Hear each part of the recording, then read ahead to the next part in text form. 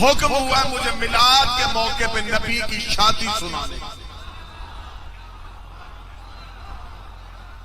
عرصہ پہلے میں نے مضمون یہ پڑھا کرتا تھا، کافی عرصہ پہلے، رسول کی شادی۔ سیدزادے نے بار بار فون کیا کہ نہیں جی آپ نے نبی کی شادی سنانی، رسول کی شادی۔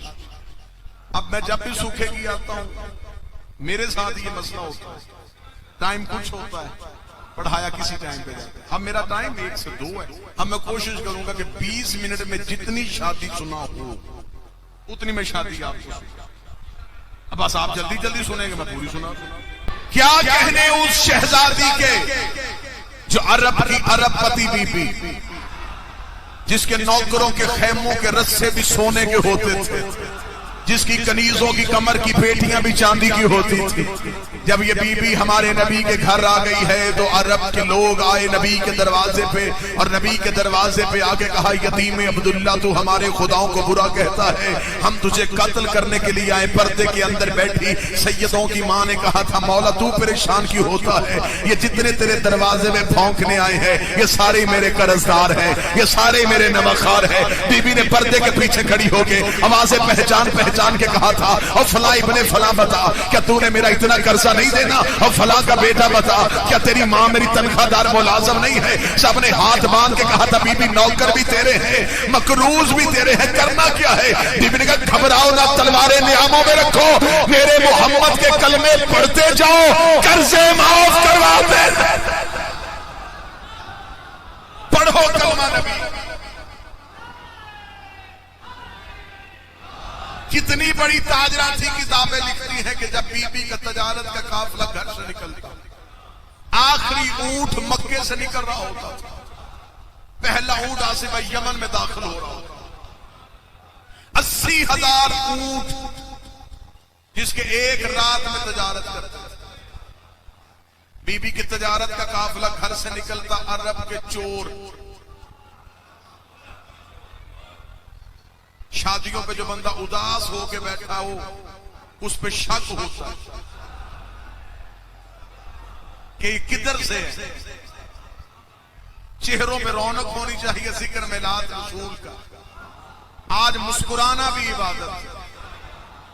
میرے 5ویں بادشاہ کا فرمان ہے ہمارے گھر کی خوشی ہو، مومن مسکراتے ہوئے ایک دوسرے کے گلے ملیں، ان کی باہیں نکالنے سے پہلے 14 کا اللہ ان کے گناہ معاف کر دیتے۔ تجارت کا قافلہ بی بی کا گھر سے نکلتا، عرب کے چور لٹیرے قافلہ لوٹ لیتے۔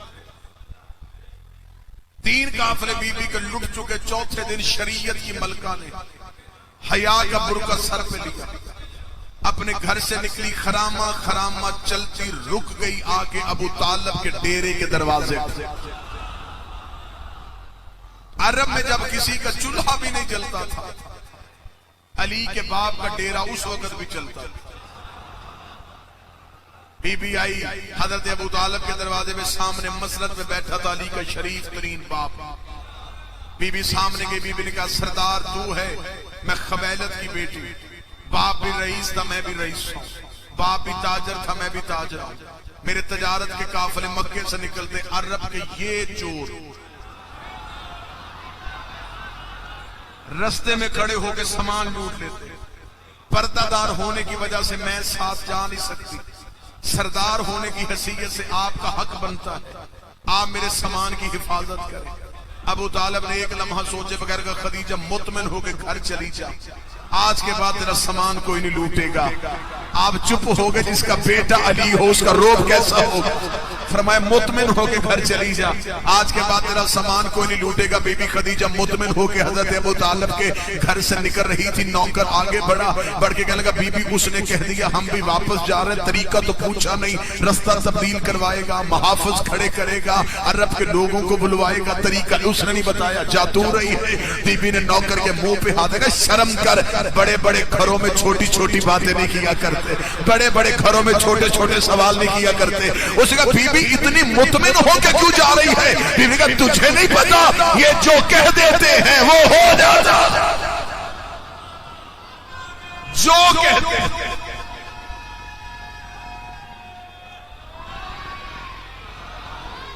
جو کہہ دیتے ہیں وہ ہو جاتا.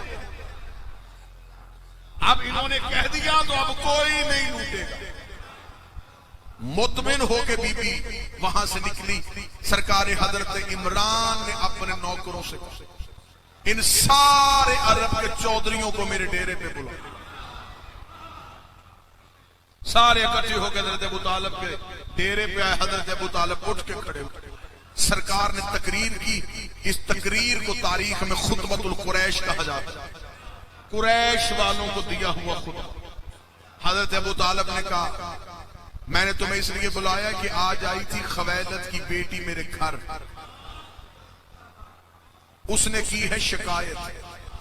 اس نے کہا ہے کہ مکے کی گلیوں سے اس کا سامان چوری ہوتا اور مکے والے ہو تم.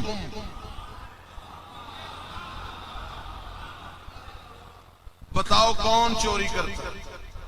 ایک بندہ اٹھا, نام اس کا تاریخ میں ہے لینا میں نے نہیں. اس نے اٹھ کے کھڑے ہو کے کہا, اس نے کہا ابو طالب تو نے ہمیں چور سمجھا, اس لیے ہم سے پوچھ رہا کہ شاید ہم چوری کرتے ہیں.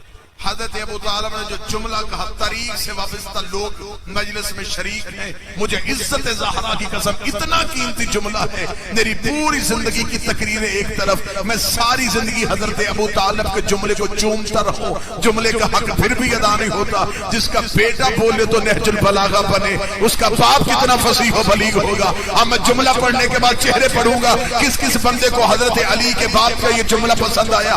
حضرت عمران کا میں تمہیں گھر بلا کے سمجھا رہا ہوں, عورت کے قافلے لوٹنا کوئی مردانگی نہیں ہے. ہائے ہائے ہائے, عورت کا قافلہ لوٹنا کوئی مردانگی نہیں.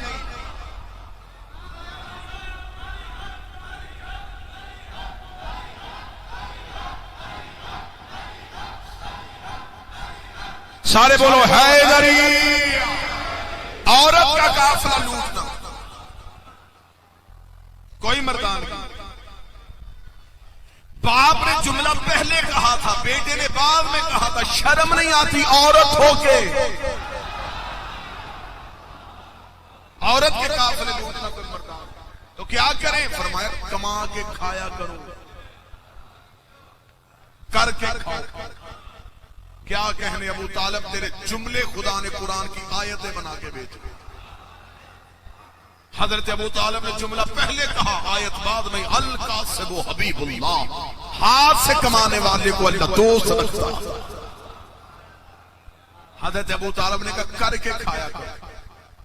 بندہ اٹھ کے کھڑا ہوا, اس نے کہا ابو طالب مشورے کا شکریہ, کاروبار بتا کیا کرے. جو فرمائیے گا کاروبار کیا ہے؟ عرب میں ہے کیا؟ پہاڑی پہاڑ ہے مکے میں, پتھر بیچے. ہمارے پاس اتنا سامان تجارت کرنے کے لیے دوسرے ملک میں جائیں گے, جتنے کی چیز پکے گی اتنا خرچہ ہو جائے. کرے تو کرے. حضرت ابو طالب نے کہا تم نے مجھے پہلے کیوں نہیں بتایا کہ تمہارے پاس کاروبار کرنے کا طریقہ نہیں؟ رستہ میں بتاؤں. علم اقتصادیات, علم معاشیات, علم اکاؤنٹس کے قانون بنانے لگا علی کا باپ. حضرت عمران نے کہا میں تمہیں مشورہ دیتا ہوں, گھر جاؤ, جس کے گھر ایک اونٹ ہے ایک اونٹ لے آئے, جس کے گھر ایک بکری ہے ایک بکری لے آئے, جس کے گھر ایک گھوڑا ہے ایک گھوڑا لے آئے, جس کے گھر میں جو جنس پڑی ہے وہ جنس لے آئے, جس کے گھر میں کچھ نہیں ایک مٹھ جو کی لا کے خدیجہ کے مال میں رکھ دو.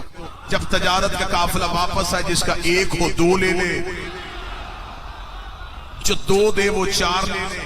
شیعہ بیٹھے سنی بیٹھے, لوگ گئے گھروں میں, جو تھا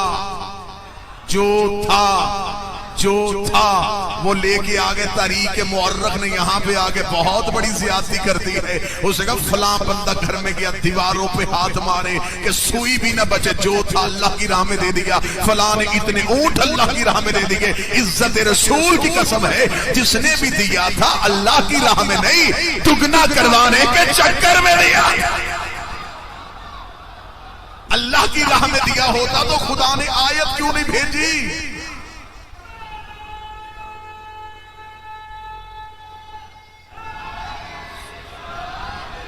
اگر کوئی اللہ کی راہ میں دیتا, آیت جنہوں نے دیا ان کی روٹیوں کا بھی ذکر,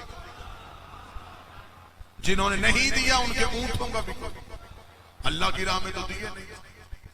اب گئے جو تھا لا کے حضرت ابو طالب کے گھر میں. ابو طالب دیکھ بات سن, تو نے کہا تھا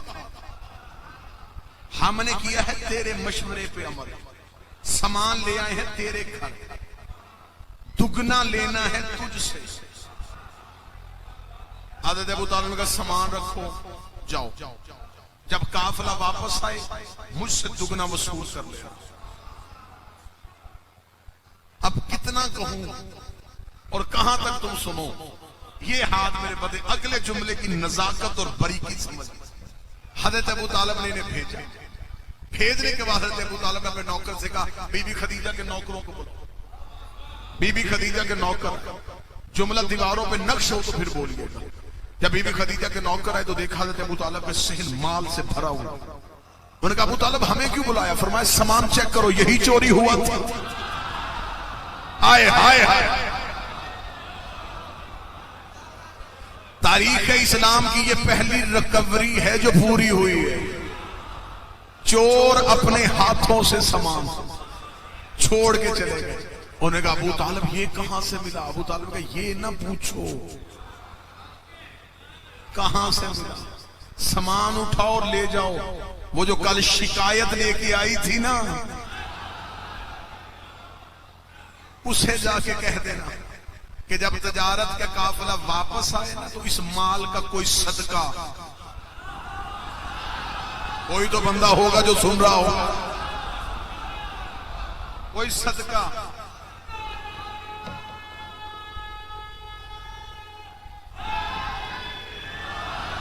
میرے اہل سنت بھائی بیٹھے, صحیح بخاری میں لکھا ہے کہ جب مولا علی خیبر کو فتح کر کے واپس تو جناب سیدان نے مولا علی سے پوچھا یا علی آج ایک ایک صحابی کے حصے میں ایک ایک کنتار سونا آیا.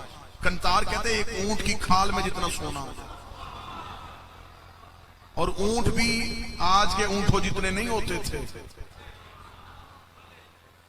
ہاں اس دور کے بندوں کے قد بھی لمبے ہوتے تھے, سواریاں بھی سوار کے مطابق ہوتی تھی. ایک ایک کنتار سونا سے ایک اونٹ کی کھال میں جتنا سونا. جناب سیدہ نے پوچھا کہ میں نے سنا ہے کہ خیبر آپ نے فتح کیا ہے, تلوار بھی آپ کی چمکی, قلعہ کموس پہ علم بھی آپ نے کاڑا, مرہب بھی آپ نے مارا. جنہوں نے کوئی جنگ بھی نہیں کی وہ ایک ایک کنتار لے کے آ گئے.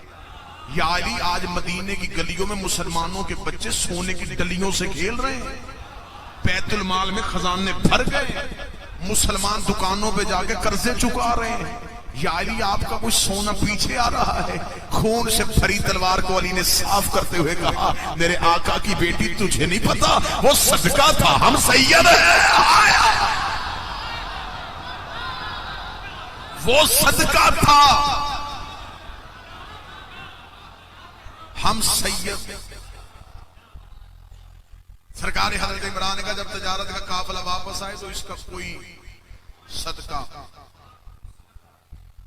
بی بی کا تجارت کا قافلہ گھر سے نکلا, میلاد ہوتا مسکرانے کے لیے, جشن سنا نہیں جاتا, پڑھا نہیں جاتا, منایا جاتا. چہرے رونق ہونی چاہیے, یوں چہرے فریش ہونے چاہیے. آپ کی مسکراہٹ ہی دشمن میلاد کی موت ہوتی. آج شیعہ سنی مل کے مسکراتے ہیں نا, بندے کہتے ہیں شیعہ روتے ہیں, تمہیں نہ ہم روتے اچھے لگتے ہیں نہ ہنستے اچھے لگتے ہیں. آج تو نہیں ہم رو رہے, آج تو ہم مسکرا رہے ہیں. علی مولا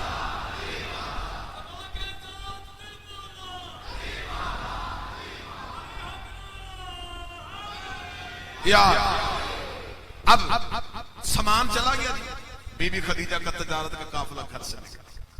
لے دی اگلے جملے پہ جو بندہ بولے گا میں اسے داد دوں. جملہ اتنا واضح. اگلی رات جب تجارت کا قافلہ گھر سے نکلا منظر تبدیل ہو گیا. چور محافظ ہو گئے,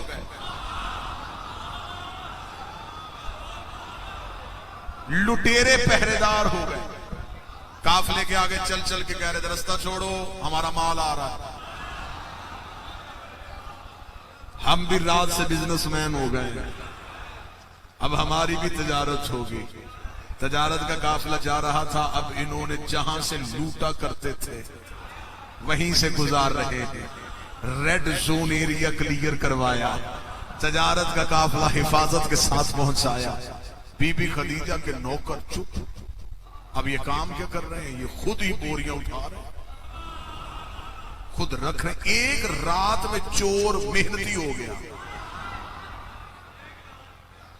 تاریخ تبری کہتی ہے 80,000 طلائی سونے کے دینار بی بی کو پہلے سے زیادہ پروفٹ ہو۔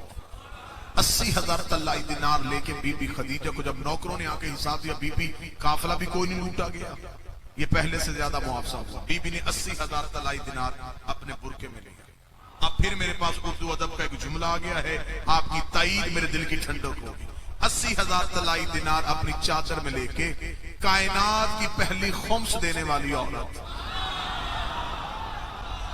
کوئی بندہ تو ہوگا جو صدر پہ بولنے سکتا، سیدوں کی دہلیز پہ گئی، سرکار حضرت عمران کا شکریہ ادا کیا۔ جناب عمران کا شکریہ ادا کے کرنے لگی، اے حضرت عمران، آپ کی ایک فیصلے سے پورے مکے کا نظام ہی بدل گیا، میرا قافلہ کسی نے نہیں لوٹا، یہ پہلے سے زیادہ منافع ہوا ہے، تو یہ میں آپ کی خدمت میں ہدیتاً پیش کرنے آئے۔ دور کون سا؟ لوگ ایک وقت کی روٹی کو ترس رہے ہیں، قحط ہے، بھوک ہے، 80,000 قدموں میں پڑا ہے۔ حضرت ابو طالب نے ایک نظر دینار دیکھے، پھر بی بی کو دیکھا، پھر دینار دیکھے، پھر بی بی کو دیکھا۔ تجھے کس نے کہا ہے کہ ہم اجرت لے کے احسان کرتے ہیں؟ آیا ہم لالچ میں احسان نہیں کرتے۔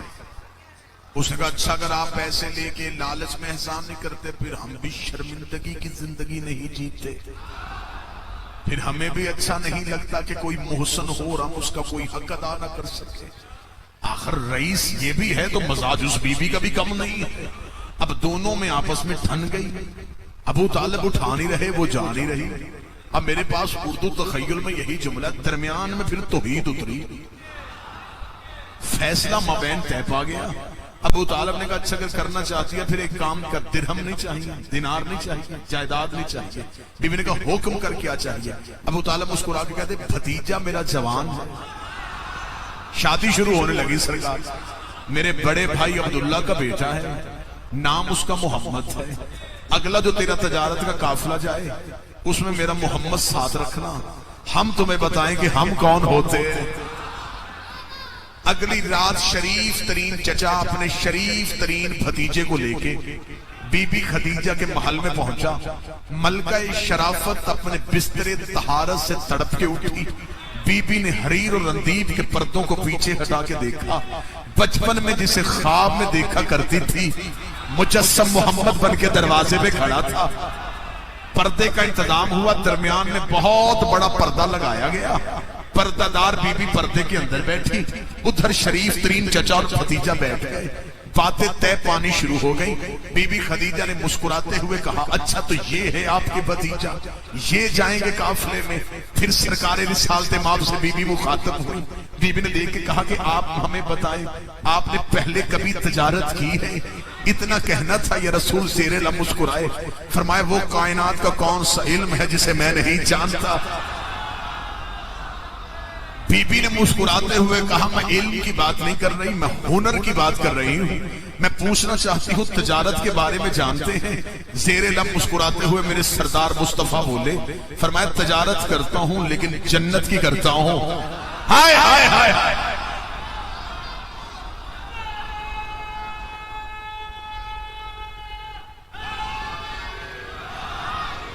کیا کرنا جانتے ہیں اب جو قرآن کو اور تاریخ کو اکٹھا سننا چاہتے ہیں؟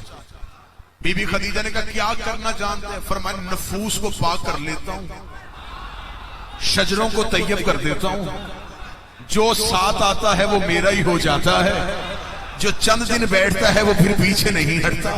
رسالت مآب نے اپنے فضائل پڑھے، بی بی خدیجہ پیچھے ہٹی، پیچھے صف باندھ کے نوکر کھڑے تھے۔ بی بی نے صف باندھے ہوئے نوکروں میں سے ایک نوکر کو آگے بلایا، نام اس کا میسرہ تھا۔ بی بی دیکھ دی میسرہ قریب آئی، یہ ہے سردار ابو طالب، یہ اس کا بھتیجا، اس نے آج رات کافرے میں ساتھ جانا ہے۔ میسرہ تیرا صرف ایک ہی کام ہے، نہ تو نے بوری اٹھانی نہ بوری رکھنی، نہ مال بیچنا نہ نفع گننا نہ نقصان کا خطرہ۔ میسرہ دیتا بی بی میرا کام کیا؟ بی بی دیکھا نہیں صرف اس کے پیچھے تو نے سایہ بن کے رہنا ہے، اس جوان کے پیچھے سایہ بن کے رہنا ہے، مجھے واپس لا کے بتانا ہے اس کا اٹھنا کیسا ہے، اس کا بیٹھنا کیسا ہے، اس کا جاگنا کیسا ہے، اس کا سونا کیسا ہے، اس کا کھانا کیسا ہے، اس کا پینا کیسا ہے، اس کے چلنے کے طریقے کیا ہے، اس کے کھانے کے سلیقے کیا ہے، اس کے پہننے کی آداب کیا ہے۔ اتنا کہنا تھا میسا نے ایک نظر پیغمبر کو دیکھا، پھر بی بی کو دیکھا، پھر پیغمبر کو دیکھا، دیکھنا بی بی اس کا سایہ بنا رہی ہے، پیچھے مڑ کے دیکھ اس کا تو اپنا سایہ ہی کوئی نہیں ہے، بی بی اس کا سایہ نہیں۔ جتنے میرے اہل سنت بھائی بیٹھے ہو، رسول کا، رسول کی اولاد کا سایہ نہیں ہوتا تھا۔ توجہ پیچھے مڑ کے دیکھ سایہ ہی کوئی نہیں۔ معصوم سے کسی نے پوچھا تھا مولا آپ کا سایہ کیوں نہیں ہوتا؟ فرمایا نحنو ازلان اللہ فی الارض، ہم زمین پہ اللہ کا سایہ ہے اور سایہ کا کبھی سایہ نہیں ہوتا۔ بس بڑی جلدی ختم کروں، اب سپیڈ تھوڑی سی تیز کروں تاکہ شادی بھی مکمل ہو جائے اور وقت کا ضیاع بھی نہ ہو سکے۔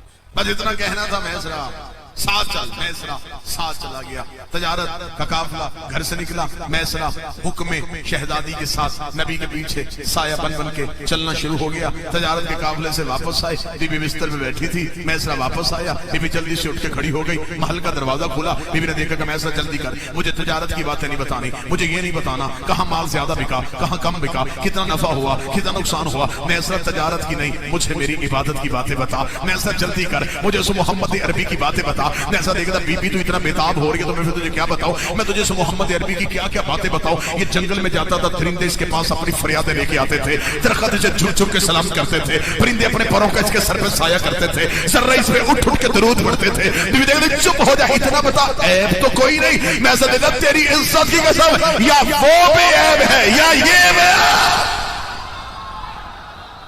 بی بی میں نے اس میں عیب نہیں دیکھا، میں نے اس میں عیب نہیں دیکھا، اتنا کہنا تھا بی بی بے چین ہوئی۔ بی بی نے کہا میسرا 100 اونٹ سونا، 80 اونٹ چاندی، یمن کی ساری جائیداد تیری۔ 100 اونٹ سونا، مولوی کہتا غریب تھے، 100 اونٹ سونا، 80 اونٹ چاندی، یمن کی ساری جائیداد تیری۔ میسرا کا بدن کانپا، بی بی 100 اونٹ سونا، 80 اونٹ چاندی، یمن کی ساری جائیداد، بی بی کیوں دے رہی ہے؟ بی بی کہتی تاجرہ ہوں، تجارت کر رہی ہوں۔ بی بی کس چیز کی تجارت کری؟ بی بی 100 اونٹ سونا تو رکھ، 80 اونٹ چاندی تیری ہو گئی، یمن کی ساری جائیداد تیرے نام لکھ دیتی ہوں، کام صرف اتنا کر، میری شادی کا پیغام لے کے ابو طالب کے گھر چلا جا، میری شادی کا پیغام لے کے ابو طالب کے دروازے پہ چلا۔ بی بی دیکھ کے کہتا ہے میسرا مسکراتا، بی بی 100 اونٹ سونا، 80 اونٹ چاندی، یمن کی ساری جائیداد۔ نہ بی بی تیرا کام مشکل ہے، تیری اجرت تھوڑی ہے، تیرا کام مشکل، تیری اجرت تھوڑی۔ بی بی کہتی سونا کم ہوتا ہے، 80 اونٹ چاندی تھوڑی ہے، منہ سے بول تجھے کیا چاہیے، میں محمد کے قدموں سے وار کے تجھے دے دوں۔ میں ایسا دیتا بی بی سونا تو رکھ، چاندی تجھے نصیب ہو، جائیداد مبارک ہو، پیغام لے کے چلا میں جاتا ہوں۔ اگر اس نے تیرے مقدر کے مالک بننے کے دعوے کو قبول کر لیا، پھر مجھے اتنا یقین ہے جنت تیری اولاد کی محبت کا نام، جنت دے بی بی، وعدہ ہو گیا جنت کا، جنت کا وعدہ، توجہ صاحب، وعدہ ہو گیا جنت کا، جنت کا وعدہ، جنت کا وعدہ ہو گیا۔ اسے کہتے ہیں ام المعصومین۔ یہ وحد بی بی ہے جسے نبی کا وعدہ ملا ہے۔ چپ رہو یا بول پڑو، یہ نبی کی بیویوں میں وحد بی بی ہے جس کے گھر نبی کی بارات گئی ہے۔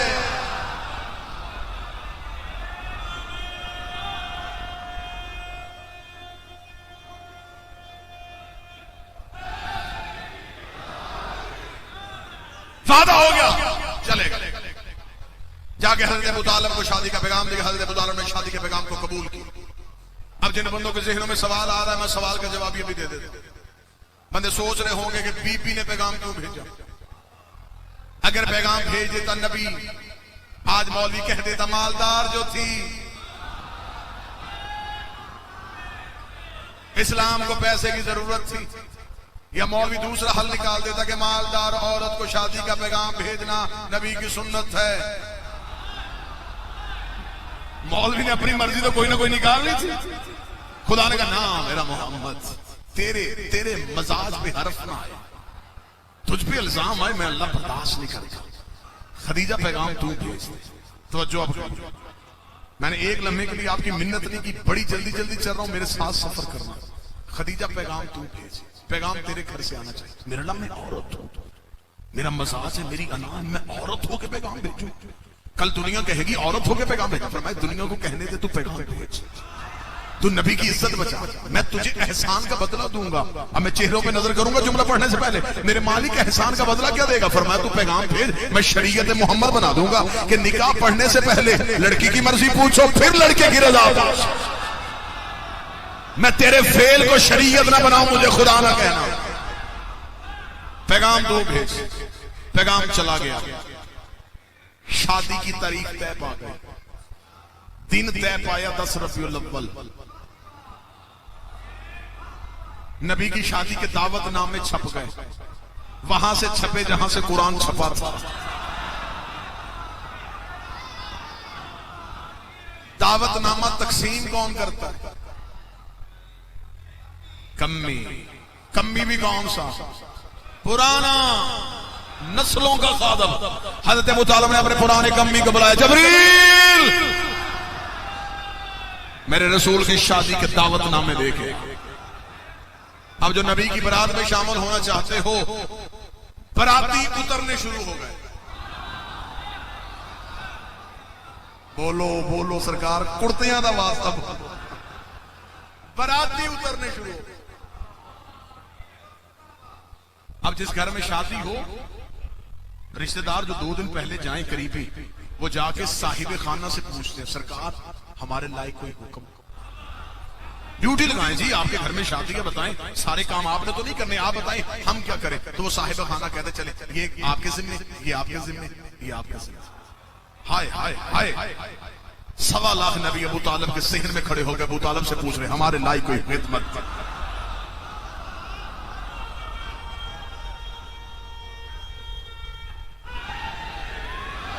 حضرت ابو طالب نے ہر ایک کو اس کی نبوت کے مطابق خدمت دی.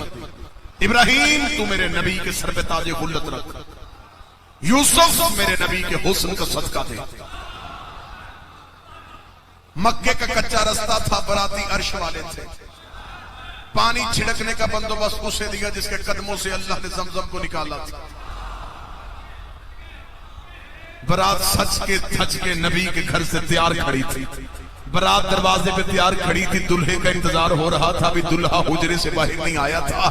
تھوڑے دیر بعد حجرے کا پردہ اٹھا, دلہے کا پہلا قدم مکے کے بازار میں آیا. یاسین کا صحرا, مزمل کی مہندی, طٰہٰ کی لڑیاں, یمشاؤن عرض کی نلیں, انما یرید اللہ کی چادر, انما ولیکم اللہ کی انگوٹھی, چاروں طرف قل اعوذ برب الفلق کی دھونی. ابو طالب ہاتھ پکڑ کے کہہ رہا تھا, او مکے کے گستاخو, دروازے کھول کے دیکھو, یتیم کی نہیں میرے سردار کی بارات. سج کے دھج کے شان سے آن سے برات بی بی خدیجہ کے آنگن میں پہنچی. براتیوں کا روب تھم گیا.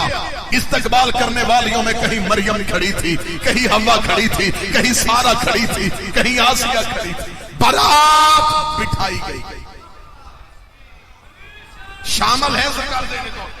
آخری جملہ,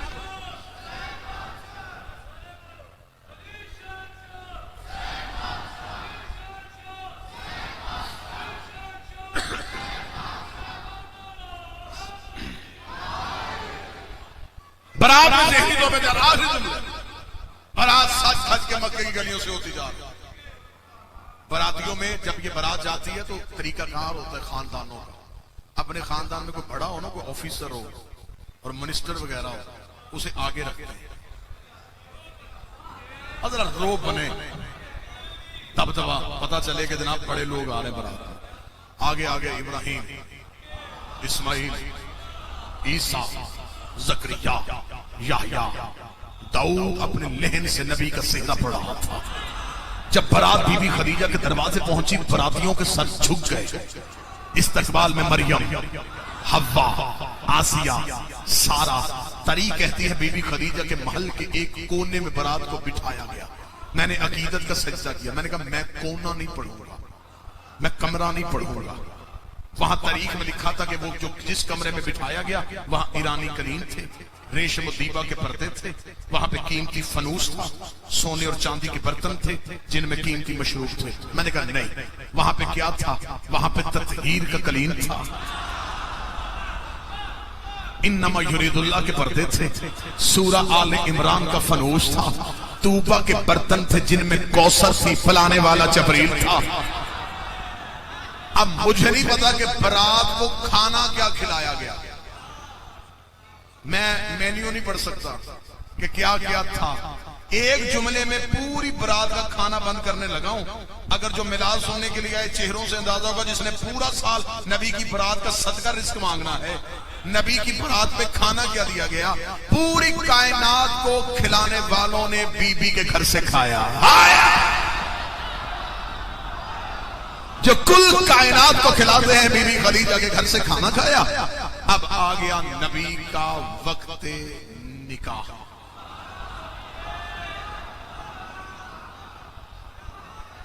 رسول بیٹھے، رسول بیٹھے، بس جلدی جلدی، حیدری، رسول بیٹھے، وقت نکاح۔ اب جب وقت نکاح ہوتا ہے تو اس ٹائم آپ بھی اکثر شادیوں پہ جاتے ہیں، اب تھوڑا تو آپ بھی میرا ساتھ دیں گے نا جی۔ شادیوں میں جب جاتے ہیں، جب نکاح کا وقت ہوتا ہے تو اس وقت سٹیج پہ دلہا ساتھ دلہے کے یار دوست گپے شپے لگے، جو ہی ادھر سے دور سے مولوی صاحب کو آتے دیکھتے ہیں تو فوراً نکاح خان کے آتے ہی یار چلے جاتے ہیں۔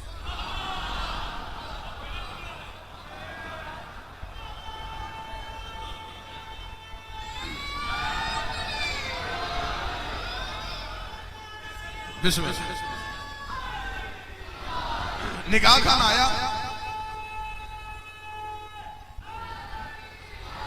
اچھا تائید فرمائیں، اس دن تقریب کا سب سے بڑا وی آئی پی حیثیت دلہے کی ہوتی ہے، لیکن جو ہی نکاح خان آتا ہے دلہا بے شک پورا اپنی جگہ سے نہ کھڑا ہو، تھوڑا سا اٹھتا ہے اپنی جگہ سے، جی آغا صاحب، حافظ صاحب، قاری صاحب، قبلہ، علامہ صاحب، سرکار ادھر آئے، ابو طالب تیرے قرضے تو اسی وقت نہیں پورے ہو گئے جب رسول سینے پہ ہاتھ رکھا گا، بسم اللہ، آپ میرا سردار۔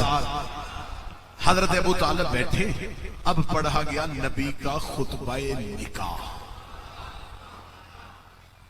میلاد میں جتنے میرے سنی بھائی آئے ہیں، مہمان سمجھ کے منت مانگ لیں، مولوی سے پوچھنا ضرور، نبی کا نکاح کس نے پڑھا؟ یہاں کوئی اور نام مولوی لے نہیں سکتا کیونکہ اس وقت کسی کا باپ بھی مسلمان نہیں تھا۔ مولا کی قسم اگر کوئی ہوتا تو مولوی کبھی بھی زحمت ہی نہ کرتا حضرت ابو طالب کا نام لکھنے کی۔ اب مولوی کی یہ بس ٹامک ٹوئیاں ہیں نا جی، کہ نکاح پڑھا ہے کلمہ نہیں پڑھا۔ تاریخ طبری، سیرت ہشام، سیرت البیہ، 3 کتابوں کے ریفرنس حوالے منبر پہ دے رہا ہوں۔ اس کے علاوہ چھوٹی کتابوں سے لے کے طاہر القادری صاحب نے بھی کتاب جو لکھی ہے اس میں اس پرکار حضرت ابو طالب کا خطبہ نکاح لکھ دیا۔ حضرت ابو طالب بیٹھے، حضرت ابو طالب نے بیٹھ کے جملہ خطبہ نکاح دینا شروع کیا۔ حضرت ابو طالب نے کہا الحمدللہ۔ آپ چپ ہو گئے، قرآن اترنے میں ابھی 15 سال باقی ہے۔ یہ قرآن سے پڑھ کے نہیں کہہ رہا، قرآن سے نہیں پڑھا، نا ابھی تو قرآن آیا ہی نہیں، ابھی تو الحمدللہ کی آیت ہی نہیں آئی، اور ابو طالب کہہ رہا الحمدللہ۔ پھر مجھے جملہ کہنے کی اجازت دینا، ابو طالب کے جملے اللہ نے قرآن بنائے ہیں۔ حضرت ابو طالب نے بیٹھ کہا الحمدللہ الذی جعل من ذریۃ ابراہیم ونسل اسماعیل واحکام للناس ویبن الصفا ویبن المروہ وختم النبیین من راسہ وہذا اخی محمد ابن عبد اللہ وہذا شرفا ونبلا وفضلا کثیرا وہذہ خدیجۃ المعظمہ محترمہ مکرمہ وحق مہر من مالی۔ حضرت ابو طالب نے دونوں کے درمیان بیٹھ کر الحمدللہ، تعریف اس اللہ کی جس نے ہمیں ابراہیم کی نسل میں رکھا، جس نے ہمیں اسماعیل کی ذریت میں رکھا، وختم النبیین من راسہ، اس نے ہمارے سروں پہ تاج نبوت کو سجایا ہوا ہے۔ یبن صفا و یبن المروہ، ہم صفا کے بیٹے ہیں، ہم مروہ کے بیٹے ہیں، کعبے کی چابی ہمارے گھر پڑی ہے، ہم حاجیوں کو کھانا کھلاتے ہیں، ہم پانی پلاتے ہیں، ہم بھوکوں کو روٹی دیتے ہیں۔ یہ کہنے کے بعد حضرت ابو طالب نے نبی کی طرف نگاہ کر کے کہا ھذا اخی محمد ابن عبداللہ، یہ میرے بڑے بھائی عبداللہ کا بیٹا محمد ہے، وہذا الشرف فضلا ونفلا وفضلا کثیرا. پورے عرب میں اس سے بڑا شریف کوئی نہیں ہے, پورے عرب میں اس کی فضیلت کا ثانی کوئی نہیں ہے, پورے عرب میں اس جیسا کوئی نہیں ہے, پورے عرب میں اس جیسا کوئی نہیں ہے. یہ کہنے کے بعد حضرت ابو طالب نے پردے کے پیچھے نکاح کر کے کہا وَهَٰذِهِ خَدِیجَةُ الْمُعَظَّمَةُ محترمہ مکرمہ, یہ تمہارے قبیلے کی معتبر کی بھی, یہ تمہارے قبیلے کی عزت والی بی بی, یہ تمہارے قبیلے کی سب سے زیادہ صاحب حیثیت بی بی خدیجہ ہے. میں اپنے بیٹے محمد کا نکاح خدیجہ سے پڑھنے کے لیے آیا ہوں. یہ کہنے کے بعد ابو طالب نے اپنی ابا کو دوش میں رکھا, اپنے امامے کو سیدھا کیا, اٹھ کے کھڑے ہو کے بی بی خدیجہ کے خاندان کی آنکھوں میں آگے ڈال کر حق مہر من مالی, جتنا چاہو رقم تم بتاؤ, حق مہر میں دیتا ہوں, رقم تم بتاؤ میں ادا کرتا ہوں. آؤ ابو طالب سے پوچھیں دولت جن سے کہہ رہا ہے, ان کے رستے میں ایرانی کلیم, ان کے نوکروں کے خیموں کے رستے سونے کے, دولت زمینیں مانگنی کہاں سے دے گا, آسمان مانگنی کہاں سے دے گا. ابو طالب کا گستاخ نہ بن, اللہ نے کائنات میں وہ چیز پیدا ہی نہیں